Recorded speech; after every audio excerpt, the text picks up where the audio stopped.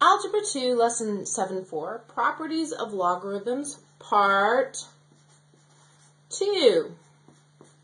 What we've been doing is we've been talking about properties of logarithms, and in this section we are going to learn the change of base formula.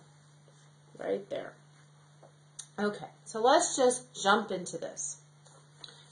Actually, right now I want to just remind you that we have been talking about these properties. This is our basic form of a logarithm where we have x equals b to the y and log base b of x equals y. And then we found these properties. This is the product property, the quotient property, and the exponent property. Okay, going on.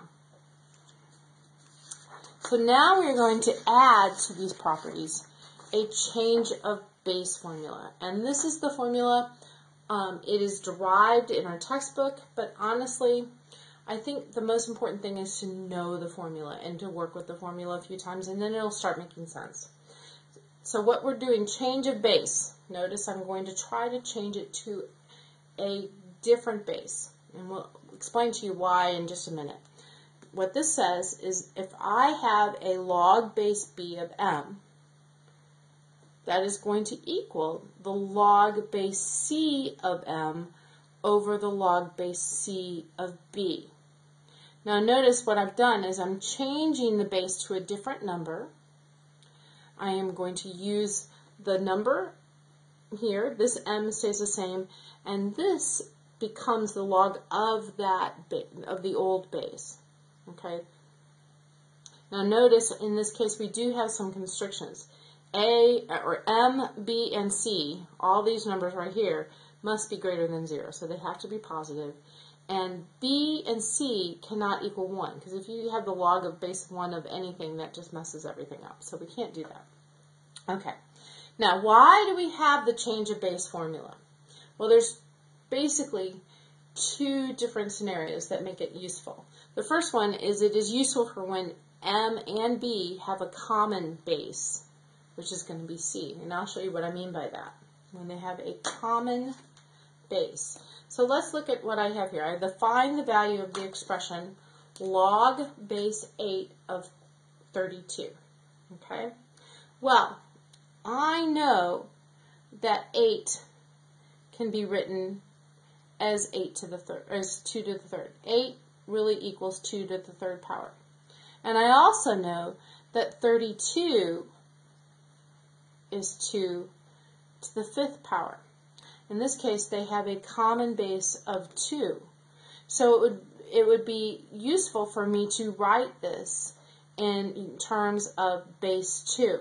So I'm going to do that. I'm going to just write this right here. I'm going to say, okay, well that means if I'm going to use base 2, that this is the log base 2 of 32 over the log base 2 of 8. Notice I've just taken this 32, put it here, and this 8 goes right there.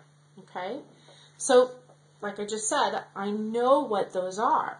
So what I can say is, well, log base 2 of 32 is 5, because remember, it's the log is the exponent. Okay? And log base 2 of 8 is 3.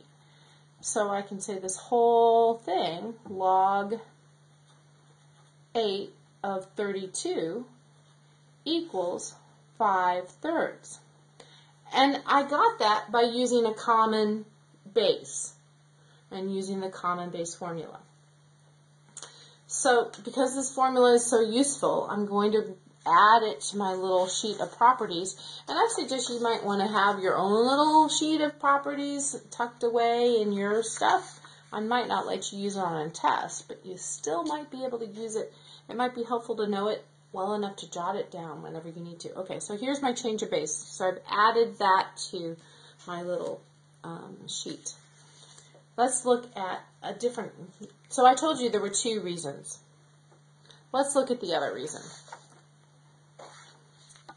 Change of base formula is also really useful to calculating on a calculator, because calculators don't have log base 8 and log base 2 and log base 57 or log base anything but your common log, and then something that we're not really talking about in this class, but a natural log. So you really need to be able to change it to a base that you can find in your calculator. And the one that you can find most often is a common log. So let's look at this. Let's try that. Okay, so we have log base 4 of 18. And I want to remind you that the common log is log base 10. And we don't usually write the 10. Okay, we'll just say log 10, or log of 18. So here we go. We're going to use our change of base formula, which I'm going to use my little sheet here. I'm going to take my 18 and say the log of 18, notice I don't even say it base 10, over the log of 4. And I can find those on a calculator. I can actually put those in my calculator or on a table, which I will show you in class how to do, or I might do another little video, who knows. But if I had the log of 18, I put in 18 log, just like that, and I get 1.2. It's a long number, and you have to round somewhere. So I'm going to round at the thousandth, which is pretty common, over the log of 4. So 4 log equals. That equals 0.6020 something, something, something. Okay. And then I'm going to divide. And at this point we say this is approximately, because of course I did have to round. So these little squiggly marks means it's approximately equal, although not exactly. Although anything to the thousandth is pretty close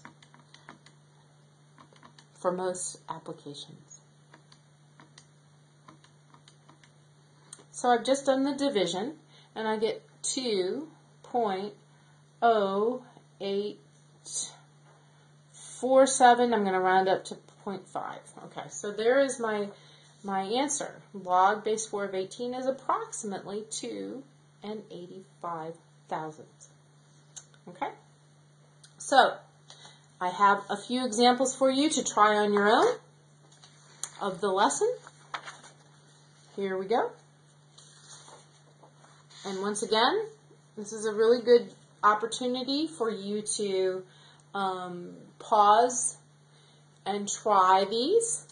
And once you're done, check them. I'm going to go ahead and remind you that you have your little property sheet here. Hopefully you had an opportunity to do the problems, and I'm going to show you the solutions quickly. Here are your solutions. I hope that this will help you a lot. With these properties, I know that we're ready to go on to the next lesson, which is solving equations, and you definitely need to understand the properties to solve the equations. See you in class.